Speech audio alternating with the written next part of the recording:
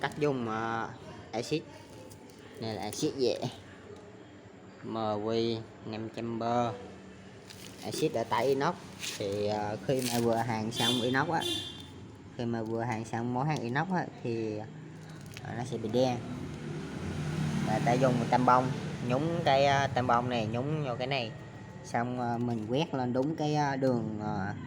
đường hàn đó, quét hết xong rồi chờ khoảng 10 giây sau, 10 cho tới 30 giây sau thôi, 30 giây sau thôi là ta lấy khăn lau lại, lau khô trước, lau khô sơ qua hết một đường, xong rồi là sau đó là nhúng khăn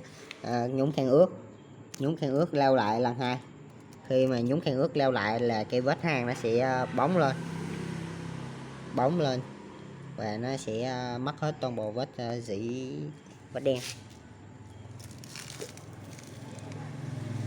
như vậy.